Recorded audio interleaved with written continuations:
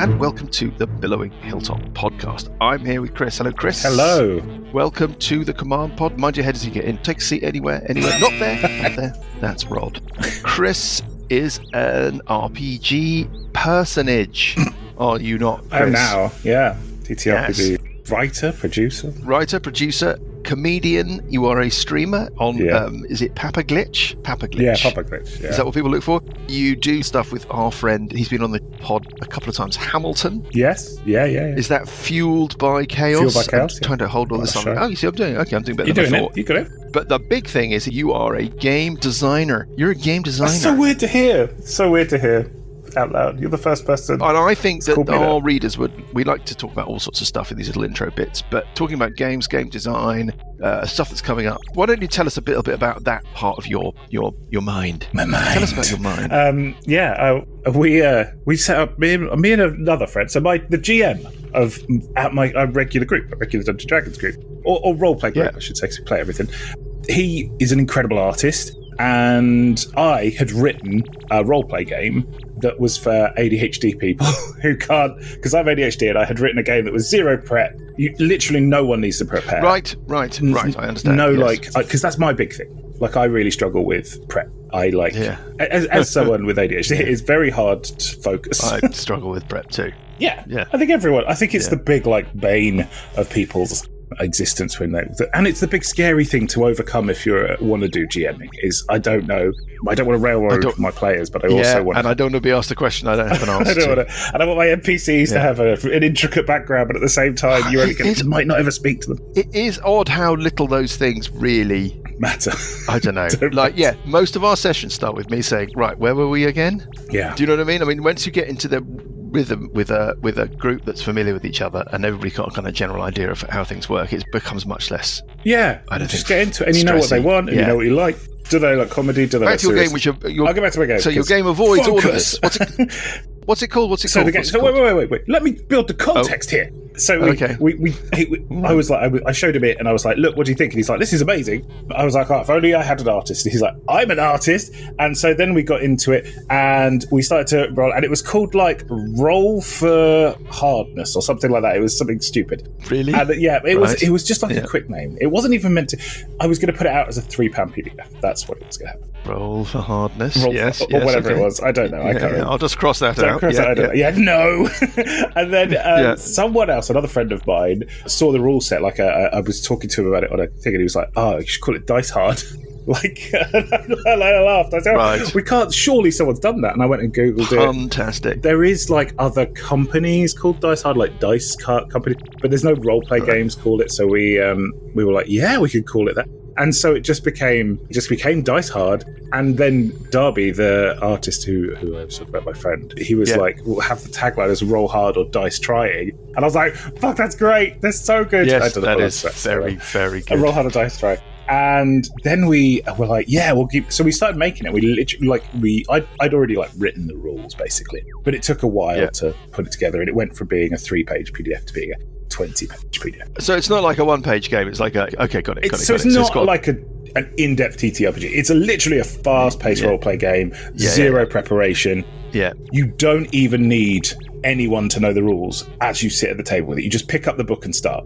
It's that easy. That is laser targeted at our group, I have to say. It's exactly. So that's what we did. And then we were like, we'll put it up cheap. So we have, because it's not a big game, we wanted it to look lovely. So if you go, I'm sure there'll be a link or something. But if you go look, we'll put links in. The art is incredible. Darby is an incredible artist. Readers, there'll be links in the scroll down in your telephonic and there'll be links at the bottom of the notes in this thing. And we were like, the most expensive it can be for the hard copy and the PDF is £10, because that's an easy price, £10. Right.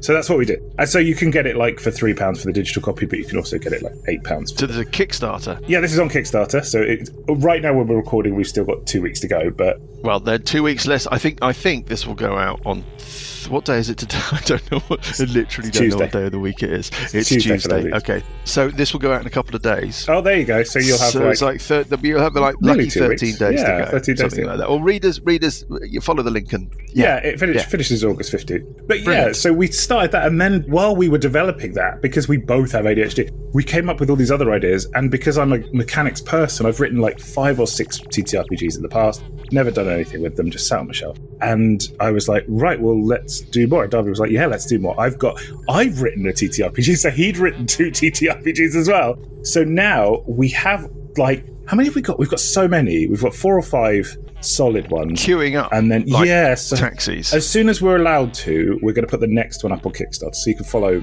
Done Not Perfect is the name of our company. We're a TTRPG production company. So we make our own TTRPGs, but we also do live plays and actual plays. So in September at the Arcanus Tavern, I'm going to start recording a live play with some big comedians and stuff. And then that's raising money for humanitarian causes. So it's like all sorts of things.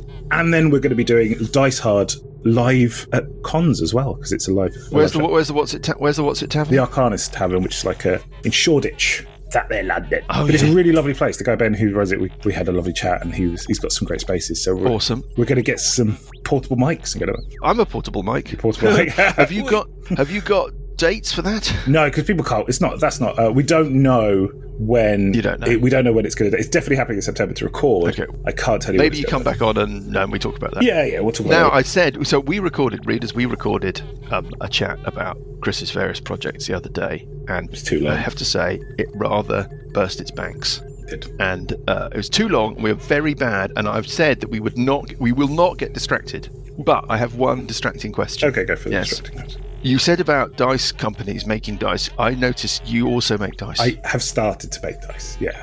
Okay. And how's that? It's going. I've got it in front of me. So I only started over the weekend, and it was because I was I see. I haven't done it for ages. No, I made some. So like I've got it's on a 3D printer, so it's not like I've made resin. So they are resin, but I was like, can I make resin? Can I make dice with a 3D printer that work? Because obviously resin from a 3D printer is like a bit more fragile than resin that you make dice out of. And yes, you can. Right. And I don't know if you've seen, I've got like a set of TTRPG dice which are molten at the moment. Like they're like I've painted them like magma, and then I've got another set which are gems, which are D10s. The sculpts, as it were. Is that what they're called? Yeah, they're not mine. They're just free license ones. You can't make your own. You can. I can't design my own. I'm not that. But can I say this here? So the reason I'm doing this is that Darby. So the other half of Done Not Perfect. Yeah. He's designing our dice. We're trying to work this. The reason for all of this. I need you to make dice for us, Chris. But we'll have to talk about that separately. Well, we're trying to make dice for us. That's I know. Well, but first, no. But once you've done that, because our thing is, our symbol is like so many of these shows, our symbol is a dice. It would be great to get a dice made that was out of dice. Anyway, that was a distracting question. The other question I've got though is non-distracty, which is Dice Hard, the role-playing game. Give me 30 seconds on just the core. Like, okay, so it must have rules, even if you don't need to know them when you start. Yeah. If you had to describe the core of it in 30 seconds, how would you describe it? So it's a fast-paced role-play game where you can do anything, just as long as you don't do it the same way twice. The goal is to collect dice along the way, adding them to your damage pile, and then in order to do that, you perform unique actions. So and each character class has a special way of doing that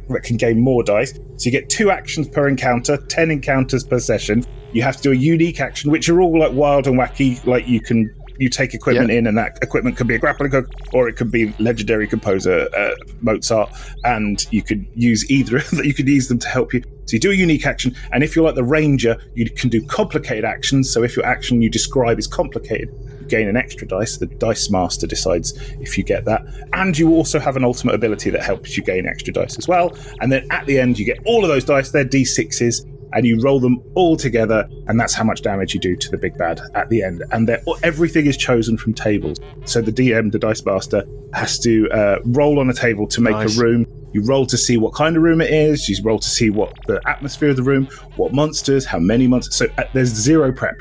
Everything's in the book. And so then it's a setup. Fuck about, have a laugh with a beer game you do in an evening with some improv mates. With dice. Yeah, it's just a bit of a laugh. It's all very silly. That was magnificent. That was about the fastest you've ever communicated in any conversation we've had before, Chris. There's a cool little advert as well. In the middle there, maybe I had a minor stroke or something. I thought I heard you say legendary composer Mozart. I did. We're just going to draw a little curtain. No, we're just going to pull a little curtain in front of that and pretend that didn't happen because I don't understand why you said it. Well, there we go. That was the main thing I wanted you to talk about. Readers, I've mentioned about the Hamilton thing. You can find, is it Fueled by Chaos? Fueled by Chaos on YouTube. Yeah.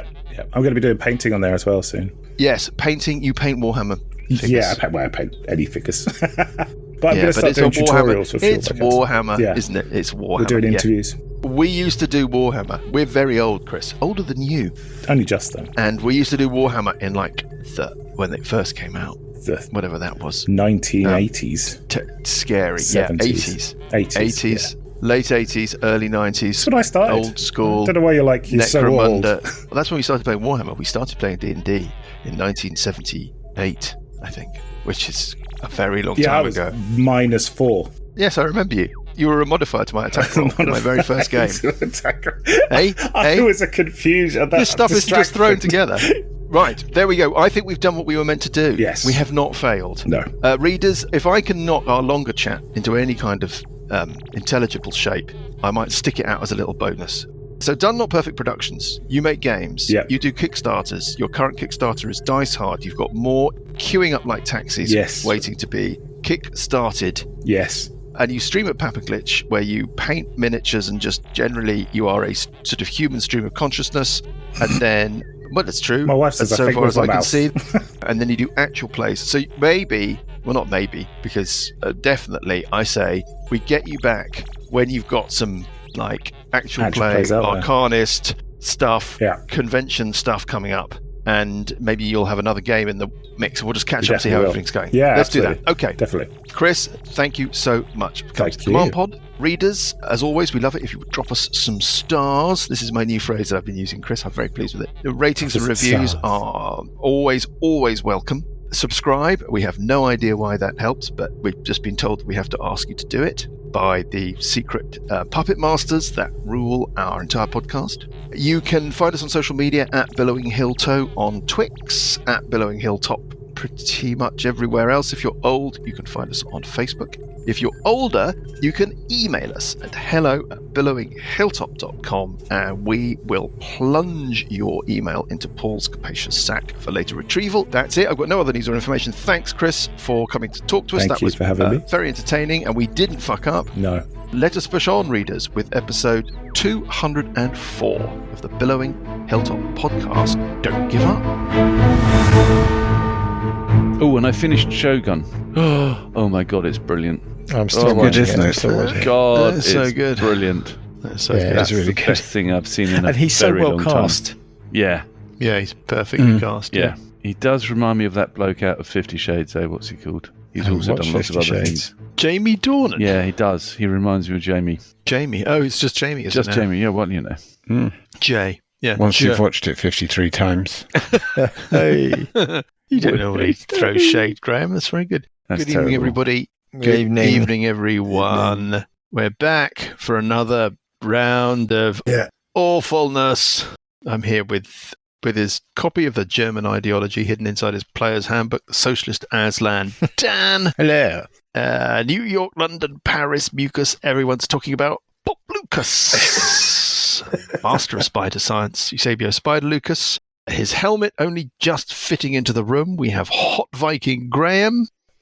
And bleeping away in his little cabinet of lights and whatever, we have Paul, but we still don't have Johnny, who is still, as far as we know, fleeing Interpol, flitting from hideout to hideout. Yes, living under an assumed name. Very brief recap: we're in the Carrion Pit, which is this seemingly, I don't know, we're stuck, readers. Somewhere called the Carrion Pit, which is the lair of somebody called Charlgar, who may be about to dissolve. We'll get to that in a minute. In a search for a key, Charlgar may dissolve, but you think you've learnt where you're going to find the key, and it's probably further in. Luckily, that intelligence was gathered before Charlgar failed his saving throw and plunged into a pit of green slime.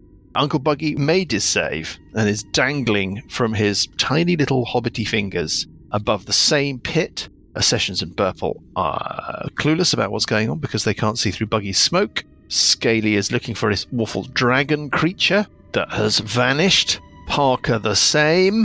Mm-hmm. Is there anything else I need to tell anybody? No. Let's get on with it. We're in the middle of Uncle Buggy's round. He's moved not very far, got halfway across the pit. One of those that wait people flipped the lever. Buggy plunged, grabbed an edge. What does he want to do now? He's got movement left. He's got quite a lot, hasn't he? He could haul himself up, turn around and jump over the pit. He could. Probably needs to make a sort of climb check, but it's not a difficult one. Anybody fancies a go at that? I'm not getting anywhere near it. Strength athletics. A 2 would be an issue. Yeah, it's strength athletics check, yeah. He can have a 10-foot run up, I worked out, with his 14 move, and get to the other side of the pit. Sure, but he still needs to pull himself out of the pit. He's grabbed an edge. Yeah.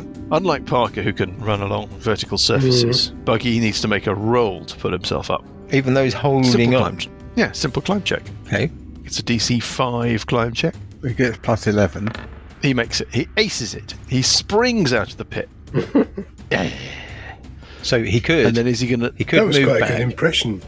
And but he won't. He'll just head back into safety. Actually, he will. I need to. No, he will stay where he is. Yeah, obscuring everything with smoke. I'm just going to make a couple of rolls. Where did the previous portcullis end? Right at the arch. So does he think he's outside the portcullis trap? If he's standing in the archway, he thinks he's outside the portcullis trap. That's where he currently is. That's right. Yes. Okay. There is an awful roar from Charlgar and the sound of bubbling. Anything else from Buggy? Or is that going to be the end of him? I mean, not the end of him. We've just avoided the end of him. But is that going to be the end of his turn? Yep. Yeah. Okay. On 22, it's Sessions. There's a cloud of smoke, Sessions. Yeah. A sort of fizzing sound, bubbling sound, the howl of something enormous being dissolved. That's what you know.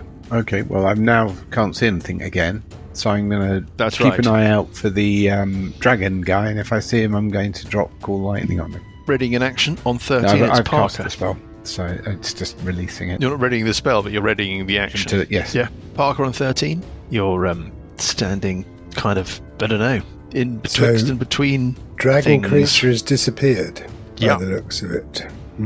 Have we got a plan? No. Which is just forwards, really. We're a bit stymied because there was a pit. But a bit, and now the fog cloud again. Yeah, so we can't move in that direction. I thought we were going to get rid of this bloody fog cloud. We had a change of plan, but it backfired.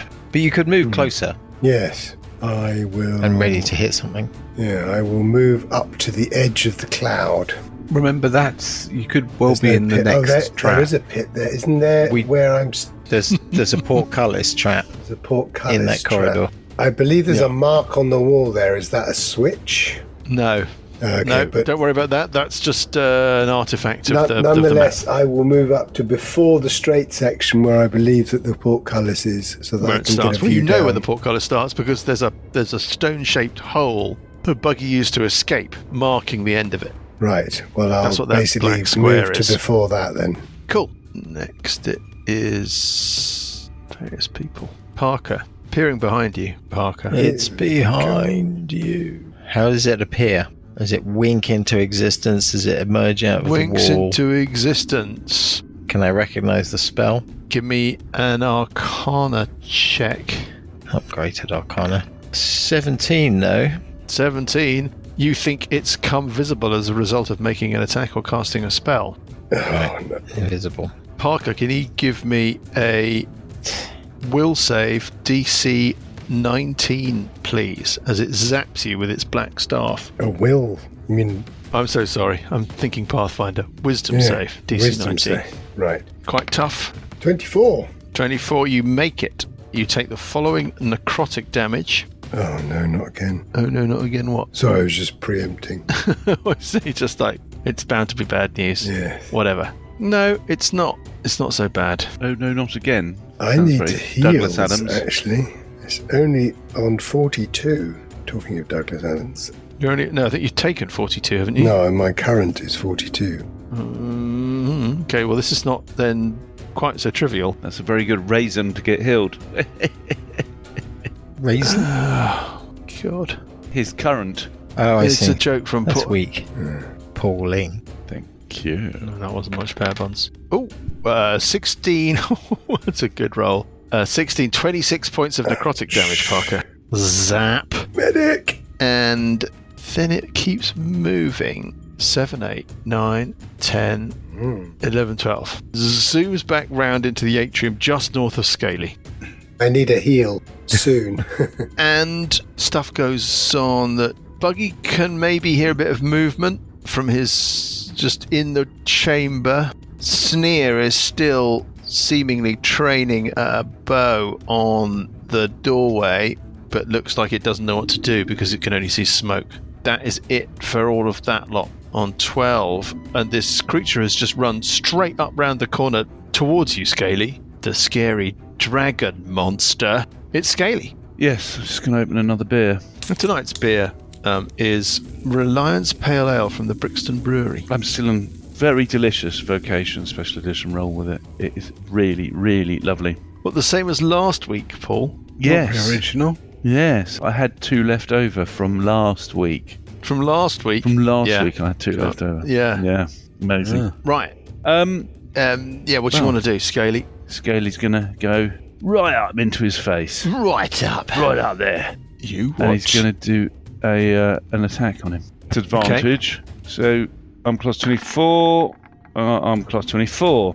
Both are hits. Well, one was 14, so this was, yes. I'm class 24 and doing machete damage. Oh, that's not so good. Oh dear. 7, but 2 on a D12. He just needs to check what spell slots he's got left. Oh, he's going to do a 3rd level Divine Smite on him. Chucking that in on that hit. Okay. Not so great, but 21. Also not so great. 21 points of damage. That's halfway. Okay. Yep. And that is that. On 10. Well, it's the troglodytes. The troglodytes are a bit uncertain about what to do. Gibber is going as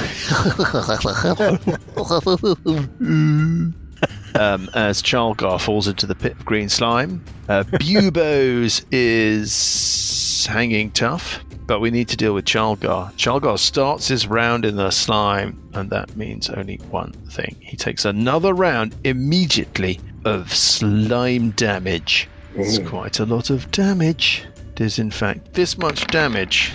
Ooh, quite a lot. Holy, damage, isn't it? It's another 12d10. 85. Such much damage. 85 points of damage. Wow. Hell. It's 12d10. Twice. He's taken that at least once before. Yeah, he took the same before when he fell in. And now he's got to climb out. Well, Chalgar is 25 foot tall, I believe. Let's just check. I think if he takes damage, he might be able to save again against the... Oh, he should have. Yes, he does. When he takes damage, he gets to save. He's not going to save, but let's get rid of that formality. It's a DC... What does he need? It's a DC 17 wisdom save. Trying to find... It's a DC 17 wisdom, yeah. He needs a very big number, which he's not going to get. And he doesn't get it. You can hear awful psychic pain through your mind loop, Burple, as he attempts to clamber out. Now, let's just have a quick look at giants. Giants are huge, which is... They've got a 15-foot base. I think he's probably 15 foot tall as a hill giant. It's the smallest of our giant chums. It's 10 feet down to the slime, and then there's 10 feet of slime. So he is mostly immersed. It's like he's up to his shoulders. He's busily being eaten away. It's not difficult, but he's got to make an athletics check. He's going to pick the side he can climb up to, because he can't climb up to the side with the arch because it's too constricted. He rolls 13. Okay, that's good enough. So he climbs out of the pit and stands back in the chamber, dripping in slime. He looks like he's going to be busy removing slime from himself for a bit. A splash of green slime. You can spend a turn, I think, to remove it. It does a little bit of damage, but he is basically completely drenched in green slime, and it looks like, therefore, there's significant damage coming his way next turn, because he's had to use this turn to climby. How's he looking? He is looking... We can't tell. He's on the other side of the fog cloud. Oh, that's true. But you know how much damage he just took. That gives you an idea. He looks like he's more robust than your average hill giant. If he was your average hill giant, you suspect he would have been already gone. Consumed. On 7, it's Burple. Okay, I'm trying to see what spells I have left. Not many is the answer. So I'm going to do a 4th. Basically, wizards. Yeah, basically wizards, yeah. Are intelligence-based, aren't they? Generally, yes. Is he more sorcerer? Sorcerer. Be charisma. Yeah, that's the problem. But not wisdom-based. Generally not. Trouble is, do I want to give up my... no, I probably don't. My dominate monster on Chalgar, I don't yet. Don't give up. Don't give up. Episode name done. So he's just moved, hasn't he? Is Who? it Chalgar? Yes. Yeah, he's just had his turn and used it to climb out of the pit. Is that a full round action? Well, it's an action and a move. I mean, it's part of his move. He could do... I mean, technically he could do something else, but he's not got an... He hasn't got an action. Oh, no, hold up. No, he has got an action. Climb is... Actually, what he would probably do is scrape green slime off himself. No, he won't. No, he's going to hit Gibber. You can make him do stuff that's... whatever, right? Well, he's under orders. Yeah. That's what I'm asking. So he... you can make him do suicidal stuff. Yeah, I think so. He's totally dominated. That's the point. You're sent to beguile a creature that you can see within range. It must succeed on a wisdom saving throw or be charmed by you for the duration. If you are or creatures that are friendly to you are fighting it, it has advantage on the saving throw. We've accounted for that. While the creature is charmed, you have a telepathic link with it as long as the two of you are on the same plane of existence. You can use this telepathic link to issue commands to the creature while you are conscious, no action required, which it does its best to obey. You can specify a simple and general course of action, such as attack that creature, run over there, or fetch that object. If the creature completes the order and doesn't receive further direction from you, it defends and preserves itself to the best of its ability. You can use your action to take total and precise control of the target until the end of your next turn. So it's still under orders. Right. It's complicated, this, because in theory... No, it acts on your turn. Fine. Let's not overthink it. It did what it did instinctively because it had to climb out of the pit, right? Yes, I'm just saying that it had an action left. It had an action left. Fair enough. Okay. It should hit. So it's going to hit Gibber. Yeah. Steps around the pit, and it has a... it can attack with its normal attacks. That's a hit. No, that's a 10 is a hit. A 13 is a hit. 12 is a hit. 15 is a hit. That's the end of Gibber. Okay. Purple's round. Right. So I'm going to step forward up to Parker, and I'm going to cast a Cure Wounds on Parker. Oh, thank you. I'm going to cast it at 4th level. 4th level Cure Wounds, which does 48 plus 4. Lovely. Lucas trying to keep the disappointment out of his voice there. 48's good. Or maybe not.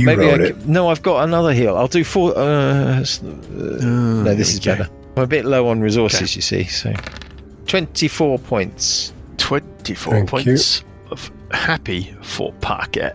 That's not to be sneezed at. Now I'm out of 4th levels. Uncle Buggy on 3. Buggy, you're standing in the archway. There's a pit of green slime to your east. There is you suspect, trapped corridor to your west, plus your allies. What's the deal with jumping over the pit? Well, I think Buggy, as per what he writes, is going to turn off his smoke and come and fight the dragon. You don't think he'd keep the smoke going and jump over the pit? No, he'd turn off the smoke. Join the fight that way. Dragon. Yeah. We won't turn off the smoke, Keith. Well, I mean, when he says as long as possible, by fighting the dragon, he's got to turn off the smoke. Why is that? Well, because then otherwise I can't see and can't fight. You see, and that means I can't fight the dragon either. That sounds just like that sounds just like Johnny. That sounds like just the sort of thing he would think. Yeah, but Johnny's not here, so he doesn't get to decide. Yeah. Well, we're still working off the note he left last time. Well, I think Johnny would run back and heal Parker. Okay. Now we're off into the area of Fantasyland. Yeah. So I mean, this is a fantasy game, but it's not. Fantasyland. There are limits, Dan. Yeah. Darn, there are limits, Dan. Limits to the vocal. Buggy. I think the note quite clearly describes him going to fight the dragon. Someone's moving him. Yeah, that's me. Run up and attack the dragon. Number 1. We can't make it. It's too far. What he'll do is he'll move 70 foot towards you and bathe you in the fog. Right up to it. He can get so he can run basically round the corner. He can run it's 140 a move. It's got 2 moves. Yeah. Yes, he's got 2 moves, so he can run right up to it. Is he running right up to it? His bonus action. He but should he's not rage. going to keep the smoke because the as long as possible doesn't cover this part. What do we think, guys? Shall we get rid of the smoke? Yeah, because there's a difference between as long as possible and forever. Yeah, let's get rid of the smoke. Okay. Is it free to get rid of the smoke? I guess. I presume so. I'd actually pay. I presume so, yeah. Okay, so free to get rid of the smoke, and then he rages. Yeah, can we all chip in? Absolutely.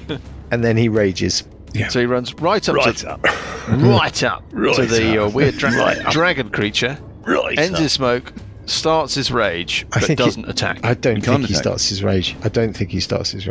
You don't? Doesn't he want it for his defensiveness? Yeah. I think. Wouldn't he? Well, I think this guy's tricky. I think you might be wasting a rage if this guy bugs out. Okay. Goes invisible again. Okay. But he doesn't. It's up to you, Graham. I would have thought that's what he would do, but I'm happy to say wait until next go. He's got because if he gets attacked now, he doesn't have the rage. Then he would rage. Then he would rage. Okay. Super defensive. I mean, he's basically invulnerable when he's raging. Yeah, so he would rage. Probably heal himself as well. Can he? Oh. Down 12 hit points. So maybe he doesn't move all the way up. He's down to how many hit points? No. He's down 12 hit points. 12 out of 6% of his hit points. Ridiculously nauseatingly large amount. Well, actually, no, because effectively he's now got bloody hell. How has he got so many hit Yes, that's what he's got. Oh my god. Right, sessions on 22. How wounded is Parker? I'm on 40 hit points now. Good 40 god. out of 147. Okay. Shall I heal you? Another heal would be lovely. Okay. You can do a proper grown-up one, can't you? I'll do a proper grown-up one. Yeah, none of these messing around. I cast heal on you. You get 70 hit points. 70 hit points. Lovely. Thank you very much. Nice. That's kind of my action, and I will just sort of, move a teeny weeny bit. Tuck yourself away into the storeroom. Yep. On 13, it's Parker. Right, well, I will move straight up to the dragon and bash it. Bashy. Bashy. So we've got the atrium just inside the big red door. 16 is a miss, right? 16 is a miss. Yeah. You're effectively heading back out now. Oh, and it's so worth it now. You've got to make a decision. Do you want to gamble, Parker? Oh, God. It's not worth it, and that was disappointing. I think we can all agree. Disappointing. It was a deeply disappointing turn. Rushed in. We didn't even get to go. And 4 points of damage. And 7 points of damage. And 5 points of damage. Right. What's up? It's this creature. Well, the first thing that happens is that this creature flips from being a humanoid dragon type thing into an actual dragon type God thing. For that. Thought we'd gone invisible. Just going to put a base on it. It's all about that base. That biscuit base. It's all about that buttery biscuit base. There we go. First thing it's going to do is breathe. Nope, doesn't have a breath weapon. Scaly knows this. Because Scaly has knowledge of this creature, this Zyzanth creature. It's what's known as a Fang dragon. Fang dragons don't have a breath weapon. They have bite. They have all sorts. First of all, Scaly, Parker, and Buggy. I suspect you're going to be okay with this. Who is immune to any kind of fear effects? We all are. Because Parker? What do you mean we all are? Well, because I've got my effete, which you've got your effete. My feat, which I'm just looking it up. Aura of courage. When you're conscious, you and friendly creatures within 10 foot can't be frightened. Right. We can just skip past that. Yeah. And then it attacks. Not me, obviously, because I'm brethren to it. Well, we'll see about that. It makes 2 attacks with its claws and 1 attack with its bite. It's going to go... Let's pick a target. So we're just going to roll the d6. Oh, why bother? It's going to be me. Every single time. 1, 2 Scaly, 3, 4 Parker. 5, 6 Bugraft. It was me. It is 5, 6 Bugraft. Hey! Oh, what a shame. As luck would have it. Well, there we are. Okay. Blow me down. The thing is Johnny can't see that the dice actually showed a 3. We just made that up. Yeah, we'll edit back in whatever number we need. Yeah. So first of all, it bites Buggy, hitting armor class 23. It's a hit. A hit plus 15 with the bite. That does 19. I know, but I'm going to roll. I'm not going to do the boring preset damage. Preset damage is very boring. 14 points of piercing damage. 7 points. Plus 8 points of poison damage. He takes 4 points, but he doesn't take 2 points because you can't double resistance. First claw attack hits armor class 27. Second hit claw attack hits armor class 18. Not enough. That first claw attack that hit does a pitiful 19 points of slashing damage. Okay. Yes. Takes half damage again. Scaly on 12. Right. Great big dragon. No longer staff wieldy whatever. No. Big dragony waggony. In which case, Bosch going to do at advantage. Natural 20. This is a natural 20. So he's doing Divine Smite at 4th level. So we'll start with the machete. Oh, that's disappointing. So that's... You're not going to roll to confirm? Yeah. Oh, sorry. I'm plus 28. It's enough. It's enough when you roll to confirm. Give me a moment. Let me just deal you... Take a critical card. Yeah. There you go. Scaly. Right. Flip your card over. What do you got? What do you do? Slashing? Piercing? What is it? Shoulder is maximum damage. That's going to be a lot of damage. Right. Well, hold up. Maximum damage, but you do double damage on a critical. Do you see what I mean? So I suspect that we're talking about double max. Okay. Well, maximum damage isn't as good as double damage, is it? No. It's double damage, but maximum that you could do with the 2d12 or whatever. Yeah, so 24 points of damage. Divine Smite. Plus double the bonus. No, the bonus stays the same. Yeah, bonus stays the same. Yeah, but what about the Divine Smite? Divine Smite says... Because...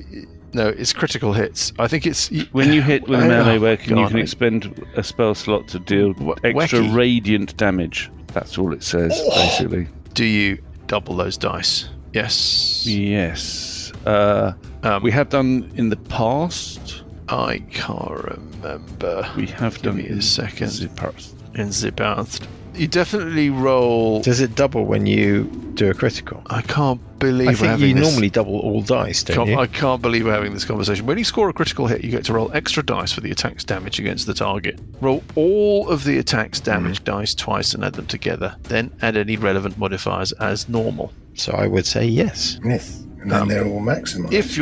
If the attack involves other damage dice, such as from the rogue sneak attack feature, you roll those dice twice as well. Mm-hmm. So it's double damage, or there's maximum damage. Well, it said maximum damage on the card. Or is it... Yeah. So is it double damage for the critical, and each dice is maximum? So it's double max, is what you're saying? Yeah. Yes, because double is the critical, max is the critical card. We're not going to overthink this, but... Well, we are going to overthink it, otherwise I wouldn't be talking. You're saying it should replace the... Well, precisely. It's a card that you pull to see what you've done, and it's like, hey, great news, you've done maximum damage. But that could maximum damage... Your system, Mike. You're the one that brought them in. I think the idea of... But that you have to confirm to get it, which makes me think that it surely has to be better than what you would normally get by default. Yeah, so but is I'm it saying always going to be better? Well, yeah, because there are setbacks and stuff. Nevertheless, the way we're playing it, this isn't set up for this. I think the way that the critical hit deck is set up is you roll a 20, you use it instead of doing a straightforward double damage. So it can be better, can be worse, but we're saying you have to confirm. So I'm saying double max. There you go. I'm in a good mood. Also, it's got stacks of hit points. All right, it's 2d12 plus however many d8. 2d12 plus 5 is the actual... Park the 5. The 5 goes on at the end. So you do 2d12, and how many d8s were you going to roll? I was going to roll... I need to check that out. It was a 4th level spell slot, you said. So, but it's extended, so it's a 4th level spell slot. So that would be 68. That's how many you would roll just normally? For a 4th level Divine Smite. Yeah. So you'd roll 12 d8, is what you're saying? 12 d8, maximised. Yeah. Okay, so that is 10. Okay, fine. It's 96,192. 196. No, 96 plus 192 just for those dice. Is that right? No, it's double max. Yeah. Oh, no, it's 12. So it's 12 d8. It's the maximum on 12, which is 96. 96. Yeah. I don't know what I'd double it again. Plus 24, which is 120, plus 5, 125 points of damage. Yeah. Yeah, it laughs. It does not. I think even a dragon with loads of hit points wouldn't laugh at 125 hit points. In one go. Oh, Buggy would. Yeah, Buggy would, exactly. I don't think he'd laugh. No, I mean, it'd be a big blow. He could take a few of those. Scaly's quite pleased with himself. He didn't like that very much, Scaly. Scaly's actually Didn't just like a little that. bit shocked. He's just like, holy fuck, what did I just do? Oh, Right, sorry. second attack, Scaly. Second attack. Do it again. Another 20. Come on. Oh, come on. Yeah, And this here is we at go. advantage as well. I'm a plus 28, and I'm just going to do... 28 is a hit. Yeah, to my advantage. Okay, so I'm plus that's 28. Okay. I'm just going to need to check my spell slots. So that's 8 points, and I've got another 4th level, so plus 15, 23 points. Got it. It's all down in my notepad. So it's nearly That wasn't a great roll. 148 points in a round. Yeah, it's an awful lot of damage. That's the most damage. Is that the most damage we've had from any character Probably. so far in the adventure? I suspect it is. Might be. At the end of your turn, Scaly, it does something. Takes its legendary action. God. Yeah. It gives you a tail slap or something. Let's just have a look at that. Oh, I just got something wrong with the bite attack on Johnny. Ah, damn it. Oh well. We're not going to desert Trolley Johnny's Oh, go on. damage. No, I don't think that's right. I mean, if it gets missed as part of whatever, Yeah. I was running the wrong creature for a session and a half. Yes. So I've been that's the way it works. running the wrong character for the last 2 years. You have. Yeah. You keep making them. You make bad choices. Making right hash of it. But it's going to do it now. So it's going to take a bite. It's going to take a bite at. It's got a choice actually. How does it look? It's going to take a wing attack. It looks pretty beaten up. It's certainly bloodied. It's going to make a wing attack. It's just it's interrupting the round. That's its legendary action. All of you. Yes, it interrupts rounds. At the end of other creatures' turns, it gets to take a legendary action. Mm-hmm. Yeah. And this turn, at the end of Scaly's turn, it makes a wing attack. Can all of you make DC 23 dexterity saving throws, please? Uncle Buggy's is at advantage because of his whatever. Scaly and Parker, Half just or straightforward. nothing. I just need to check something. DC 23. Is this isn't a spell, is it? No, it's a wing attack. It's beating its wings. It's a Mm, completely physical, non-magical Okay, thing. no. Half damage. No, you're okay. You're not prone, Parker. So is Buggy. Buggy is not prone, even at advantage. He only gets +2 on dex saves. He needs a 20 or a 19. Okay. I'm going to use my reaction to make an attack against it. I've got something called Soul of Vengeance. Yeah, talk me through it. Because this creature's under my vow of enmity. When a creature Yes. under the effect of your vow of enmity makes an attack, you can use your reaction to make a melee weapon attack against that creature if it is within range. Wow. Okay. Cool. So Doesn't say uses the attack action. It says makes an attack. It's just it's a a boring reaction. rules thing. yeah, It's a reaction. it's a reaction. What triggers it? Yeah. What triggers it? Right. If it said If it makes when a creature that is under your hunter's mark uses the attack action, which it's not using, then that would obviate it. Yeah. Right. Off you go. All right. Arm class 23. Is a hit. Arm class 27. All right. Okay. How many points of That's 11, and I'm going to use a 3rd level divine. Yes. How many Smite. times around can you use Divine Smite? Yeah. Oh, sorry, you're absolutely right. Let me check that. Divine Smite. Beetlejuice. Here we go. There is a no action against it. It doesn't. So read us the thing. Does it say like on your turn? When you or hit nothing with a like melee that? weapon attack. Fine. And afterwards it says Divine Smite, in brackets, no action. Do it. So that's Do it. 11 plus 27, that's 38 points of damage in total. So Yeah. So I've got to add 27 to what you did Yeah. originally. Okay. Yeah. Okay. Fine. And what's the saving throw I've got to make? DC 23. And that's a dex save. Dex save. Yep. Uh-oh. Uh-oh. Ort. You're prone. Ort. You want to use your Ort dice? Sure. Is that really worth it? All we have to do is stand up again next round. No, I'm not going to do it. Yeah, I'll be prone. Bit of a waste of an Ort dice, I think. I'll be prone. He says famous So I last fail. words. Okay. Next thing Mike will come out with you is take all the prone following. creatures. All of you who failed the saving throw take the following damage. It is 21d6 plus 60 bludgeoning damage. Sorry? I was yanking a chain. You take. All take 17 points of bludgeoning damage. How's it looking now, by the way? It's looking solidly bloodied. It is the troglodytes, which means it's the giant. The giant didn't clean off the green slime, so it's going to take another round, unfortunately, of green slime damage. This might not be great for the giant. Yeah. Oh, God. 64 points of damage. That is the end of Chalgar, I'm afraid. He could take 2 rounds of that, but he couldn't take 3. He is burnt away, and just his, well, you can't see. You hear hissing, howling, badly lip-synced squeals of anguish, and the sound of, I don't know, sludge. Bet that troglodyte is feeling a bit bad about killing its master. Oh, it's dead. Well, its master tried to kill it. Yeah. And also that troglodyte is, So they killed each other. is dead. Marvellous. Yes, exactly. It's like Tarantino. Okay, stuff goes on that you can't see. On 7, it's Burple. I'm going to drop a fireball in between the troglodyte and the one that waits, whose name I can't read. So you're sort of guessing. You're just going to drop a fireball into the chamber, imagining that there might be people there. Just to get anybody that's either side of the doorway or the corridor. A speculative fireball. Speculative fireball, yeah. Not based upon targeting people that you don't know about. Okay. No, you're allowed to cast a speculative fireball. Yeah, no, it's I fine. haven't got a problem with that. It's perfectly reasonable. Fair point. So What's I move out. You're not the same as you used to. Okay.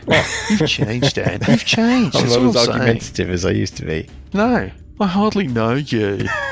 You've been watching too much Married at First Sight. I haven't actually. I hear it's awesome. It's I want to very watch good, it. actually. It's very good. Yeah. Stop it. It's a bit overkill, isn't it? I could do. No, I'll hold on to that. I've got a 3rd level. Shall I fireball it? I'll fireball it. I shall drop a fireball behind it, against the wall. The dragon thing. Yeah. Yes. So that he gets it but doesn't get the others. Yeah. I'll do it there. Okay. Got it. Just right in the corner of the great red door. Yeah. In the corner right next of to the the big atrium. red door. Okay. Yeah. I understand. Okay. So it has to make a DC what saving throw? 17 dexterity. Yeah. 19. Oh my God. That's a terrible Mike's roll. made a very bad roll. Mike has Yeah, that. but that's 19 points It's of only damage. 19 points of fire not damage. Going to, yeah. Okay. 19 points of damage from a fireball. Yeah, no, shit. 19 never seen points it. of damage from a fireball. Right, you're prone. I Mike. think I get advantage. Yes, It's not a d20. Mike. You're thinking. Oh, you want to use your Ort dice? Okay, Sorry. buddy. I'm afraid it only kind of works for. They get you out of trouble, Ort dice, but they don't really. Yeah. Yeah. At the end of your turn, it's going to use another legendary action. It is going to bite Scaly. Why? Enough. Why? It's so unfair. At advantage because you're prone. Mm-hmm. First roll. It was only a 9 hitting armor class. Enough. 24. Yeah. Might as well roll to see if he gets a crit. Yeah, that's the system. But doesn't. You take. I got this wrong before, but now it's been remembered. You take the following necrotic damage. 8 plus 14 plus 10. 24 points of necrotic damage. Okay. No, 24 points of piercing damage. Yeah. Plus the following necrotic damage. Uh-oh. Another 9 points of necrotic damage. And can you give me a DC 22 Constitution saving throw, please? Got a feeling this is what the Ort dice is going to be for. Fail. So I'm going to use... Okay, well, do you want to use an Ort dice? Yes. Up to you. Okay, we'll use an Ort dice on this one. Oh! I can't even make it. 1, that's a 7. You can't make it. Two. Doomed. Okay, first of all, that damage that you've taken is permanent. That is, it's taken off your hit point maximum. The 9 is taken off my hit point maximum. Which one? Let me just see if it's a creature that's... No, the amount of damage taken by the bite attack. So all of that. That was a is lot. taken off your maximum. How much Well, was that? it was 9, 24, it's 33, I think, in total. Oh. Holy crap. It's taken off your hit point maximum, and then I roll a d6. I'm rolling 1 to 2. So 1 to 3 is 1, 4 to 6 is 2. Getting a 5. And can you cross off 2 death saves, please? No. 2? Scaly. Yes, not quite sure how to do that, but we'll figure it out. I think you just have to make a note of it. I don't think we're not going to actually... figure it out. We're not going to figure it out now, though. We're going to find out whether or not Scaly, Parker, and Buggy Fucking have hell. bitten off, or rather about to be bitten off, a lot more than they can chew. No, that doesn't work at all. They've bitten off a lot more than they can chew, or whether something else is going to bite off quite a lot of them when we pick things up next. Oh my god. Well, I did 180 on it. Yeah. So, around. Quite pleased. Yeah, and you've got some people to go before it's it again, but then of course it gets to go. So yeah, we'll see. Like I said, there's nothing like rolling up at 15th level wizard for the first time ever. Yeah.